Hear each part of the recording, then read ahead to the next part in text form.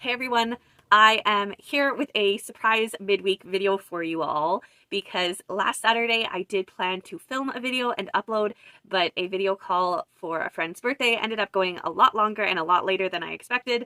By the time I got off, I was too tired to film, so you are getting a midweek video instead. Today I am bringing you my favorites of the month.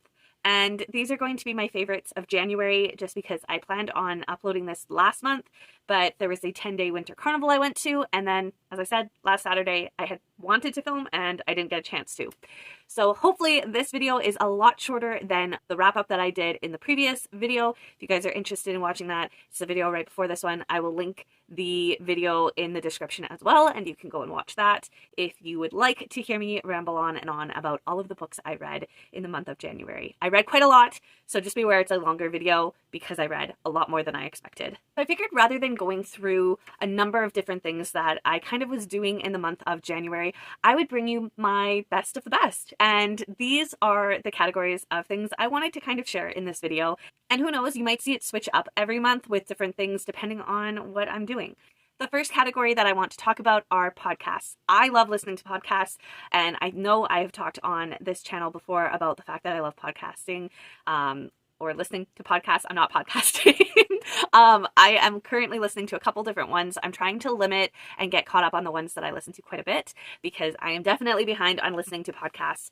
But my top listen for the month was A Year in the Bible with Daily Grace. I am currently working through, I started 2 different years. I started 2 different read through the Bible in a year challenges, and I did not complete either of them in a year. But my goal this year is to just kind of wrap them up. So I'm focusing on one and then I'll go to the other. But my top listen for podcasts in January was this one right here. I probably listened to it almost every single day of the month of January, which was a lot more than the other ones I listened to. So the top listen definitely goes to this one right here. The next category that I'm going to be talking about is puzzles. You probably are never going to hear me state that I had to choose a favorite of the puzzles that I finished, but it's because I don't rush through them. This is one of my analog things that I enjoy doing on a regular basis, and I don't rush through what I'm doing. I basically just do it when I have the time to.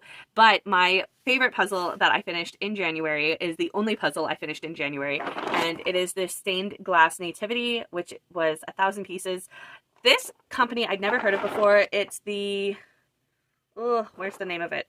It's the Vermont Christmas Company, and I think that this is probably one of the best puzzle companies I have done in the last few years. The quality is really top-notch, but this does fit larger than a normal puzzle. I have done 1,000-piece puzzles and they have fit my puzzle board. This one does not. I had to do it on our kitchen table, which drove my mother bonkers, but that is okay. It was something that I could do while it was her night to cook. She definitely did not want me helping her on the nights it was her night to cook, so I would sit and puzzle while we chatted. This one I started shortly before Christmas, but I didn't finish it till January. This one was a lot tougher than I thought it would be, and I feel like I spent a lot longer on this puzzle than I should have, but this was a lot more complicated than I thought it would be. But it was so stunning as the finished product. Honestly, anybody who saw it, they were like, are you going to Mod Podge this? And I'm like, no, because I enjoy making the puzzle. If I want to make it again, I want to be able to do it. If I Mod Podge it, I'm never going to. And also, where am I going to put all of these Mod Podge puzzles? I also really enjoy games, and January I made an effort of getting back into doing some card games and board games, and one of the categories is solo games that I played in January. The top one that I played is a French solitaire called Napoleon's Tomb. I learned it watching a video here on YouTube. I will, in the description box below, link the video that I watched because I had to watch it a few times because my mind was definitely not picking it up. It also didn't help that I was sick. This is when I learned around like Christmas, New Year's time. I was super sick. I couldn't do anything. I had no energy. It was my 2nd or 3rd cold, and I was done with it. I had nothing else to give. So not being able to do anything that I had planned on my holidays, I learned how to play this card game. It took a while, as I said, because my brain was just not focusing and understanding clearly. But once I got it, this fast became my favorite card game. I actually, even on breaks at work, I was playing this on my lunch, and I had coworkers that were like, what are you playing?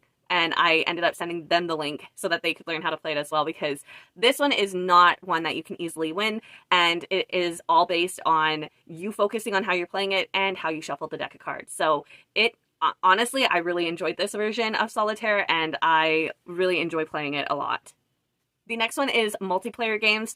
I played so many games in January. I actually was very impressed by the amount of games that I played. But my top game, I had two that were kind of neck and neck for first place.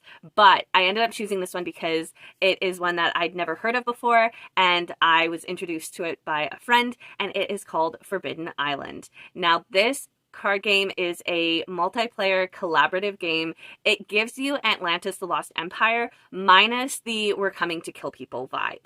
Now, I don't know how to describe it. The artwork is stunning. The game is beautiful. It's so expensive. And my mom and I only buy one new game a year. And right now, this one keeps going into my cart of possibilities because I really think this needs to be our next game that we buy for 2026. But if my mom sees one she likes more, obviously that's the one we'll get. But this one was so good. And I think more people need to know about it because I had never heard of it. There's also a second and a third game as well. This one is pure joy. It sounds weird to say, but it's pure joy and terror. And I love the fact that you can choose the difficulty level, and it's made such a unique way that no matter how you play it, it's always going to be a different version. Next is my favorite TV show of the month. So out of all of the TV shows that I kind of watched, I'm going based on the one that I actually finished the season of. And this is one that my mom and I watched together, and we are both hooked. Only Murders in the Building. This was season 5. And if you guys are not watching... If you guys are not watching Only Murders in the Building, I don't know what to say to you to convince you to. If you like podcasting and true crime, and you like comedy, and you like Steve Martin and Martin Short, Selena Gomez, if you kind of like the dynamic of seeing these characters that should not go together, but because they live in the same space and they have similar interests, they do, and it just really reflects modern day life in the real world, check it out.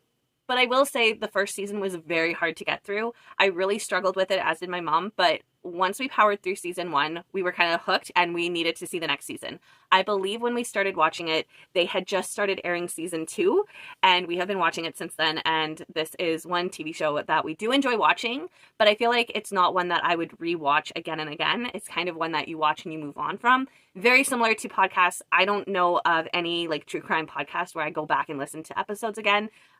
This has a very similar feel to it. Okay, we just have a couple of categories left. This next category is movies, and my top movie of the month is Culpa Mia, which I think translates to My Fault. This is actually based on a book series, and I did actually watch the whole series of films in January, and it wasn't what I thought it would be. But I did watch this one more than once. Like, this was a rewatch for me for this film, and I actually really enjoyed this first one, but the rest of the series just didn't have the grip that I was expecting it to after watching the first one. The first one definitely had me hooked, but yeah, this would definitely be my top watch. Considering that this series, these 3 films were the only films that I watched in January, this one right here took the top spot. And out of all of the books that I read in January, I am trying to pick my tops for each month. And this one, I went back and forth. I hemmed and hawed between this book and another book that I really liked, but it was a reread. And I ended up going with this book instead because it was a first-time read for me, and I was definitely blown away by the story, and that is The Beginning of After. And this is by Jennifer Castle. I believe this is her debut novel. If you watched my previous video where I did my wrap-up of all of the books I read, I think I may have said Sweet Talk was my favorite book in January, but after going back and forth, as I said, this one is going to be my favorite for January. I gave it 4 out of 5 stars. It didn't hit everything that I absolutely wanted from it. There was some stuff that I just was like, about, which is why it got 4 stars. But the way that grief is portrayed with this character, I just feel like it was very well done. If you have gone through grief and you don't find it a trigger to necessarily read another character going through grief, similar to your kind of grief that you went through, check this out, because I was definitely surprised. Like, yes, I did get triggered, and there were times where I had to slow down and kind of not read for a little bit, but I'm so glad that I read this straight through, and I really loved it. I don't think that this book is for everyone, looking through other people's reviews of the book, but this is definitely my top read for January. And as much as I kind of wanted to go with Sweet Talk because it's just polar opposite to this, and I love it so much, and that's why I listened to the series all over again, this one right here is my top book for the month. we are down to the final two. And these two probably seem a little bit sillier to share, but I think it's, you know, it's important. I am back creating music playlists for the month. I don't know if people miss having those mixtape burn CDs, but I definitely do. And I do my own version of a mixtape CD of my own whenever I have a chance. I haven't done it for a few years, but this year, I don't know, I was just feeling the vibe, create my own playlist, and that would be my digital mixtape for the month. And for January, my top listen, like I listened to it so many times, and that was Confetti by Charlotte Cardin. I think it's Cardin is the last name. I will link the video down below. So if you guys have not heard this song, you can go and listen to it there if you would like. I cannot explain why I like this song. I do not have any words for it. All I know is it comes on and I'm just like, turn that volume up and sing it loud as I can. I really love the song. It's just, that was my January song. Out of all of the music that I put onto that playlist, this one I played almost every single day, if not multiple times a day. And the highest point of the month. So I am trying to keep track of some high points from the month so that when I look back and I feel like there's something missing, I can see all of the good things that came about in the month.